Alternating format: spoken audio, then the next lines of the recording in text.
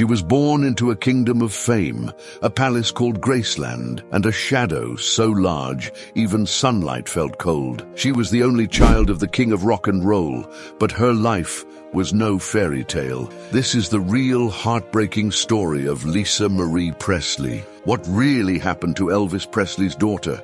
She was born on February 1st, 1968. The only child of Elvis Presley and Priscilla Presley. And from the moment she entered the world, she belonged to history. She didn't choose the spotlight, but the spotlight chose her. Growing up at Graceland, Lisa Marie saw it all. She saw the screaming fans, the private jets, the music, the chaos, and the pills. At just 9 years old, Lisa Marie's world shattered. On August 16, 1977, Elvis Presley was found unresponsive in his Graceland bathroom. Dead at 42, Lisa Marie was in the house. She later recalled, "It was the day everything changed. He was everything to me." And just like that, she became the heir to the Presley empire. Her teenage years were anything but stable. Lisa Marie moved to Los Angeles with her mother.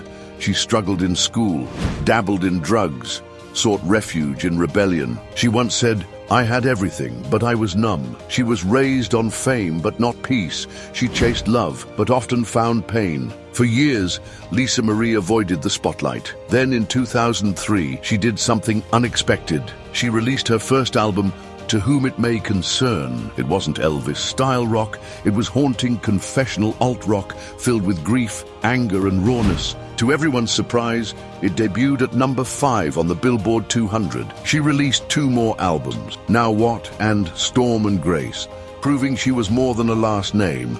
But the world never let her forget who her father was and who she wasn't. Lisa Marie was married 4 times. Her first husband, Danny Keough, was a musician. They had 2 children together, Riley and Benjamin. Then came her most famous marriage to Michael Jackson. They married in 1994.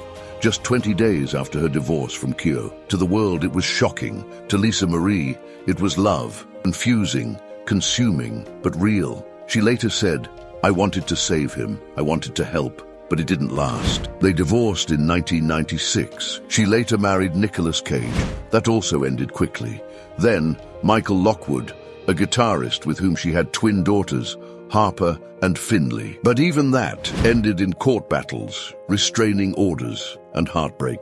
In 2020, Lisa Marie experienced the unthinkable. Her son, Benjamin Keough, died by suicide at just 27. He had struggled with depression, and he looked strikingly like Elvis. Lisa Marie never fully recovered. She wrote, "The depth of the pain is suffocating. He was my heart." Benjamin was buried at Graceland, right beside his grandfather. Despite being the heir to Elvis, Lisa Marie's finances were a disaster. In 2018, she revealed she was $16 million in debt. She blamed her former business manager for reckless investments.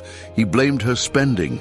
The truth? Probably somewhere in between. She had sold 85% of Elvis Presley Enterprises years earlier, and while Graceland remained, her empire had crumbled. In 2022, Lisa Marie appeared publicly for the premiere of Baz Luhrmann's film, Elvis. She looked frail, thin, but proud. She praised the performance. She posed with Austin Butler. She walked the red carpet, but something seemed off. Just 2 days before her death, she attended the Golden Globes. Fans later noticed she was unsteady, speaking slowly, holding on to friends. And on January 12, 2023, Lisa Marie Presley collapsed in her California home. She was rushed to the hospital, but it was too late. She died from cardiac arrest, linked to complications from past health issues. She was 54. Her death sent shockwaves, not just because of her name, but because of her pain. Lisa Marie had spent her entire life trying to carry a legacy that wasn't hers, trying to be strong for children, trying to heal from loss, trying to survive fame.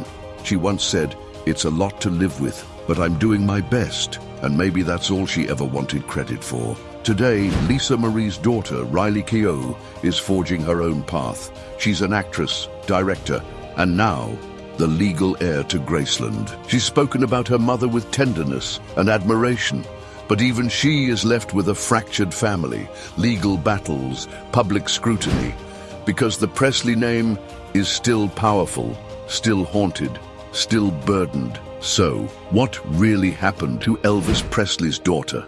She was born a princess, raised in a house of ghosts, chased by cameras, and crushed by loss. She was loved, but often misunderstood. She was wealthy, but often broke. She was famous, but often alone. Marie Presley didn't die chasing the spotlight. She died trying to escape it, trying to be seen as more than a name, more than a story, more than Elvis's daughter. In her music, in her pain, in her strength, she finally found her voice. And in the end, maybe that's all she ever wanted.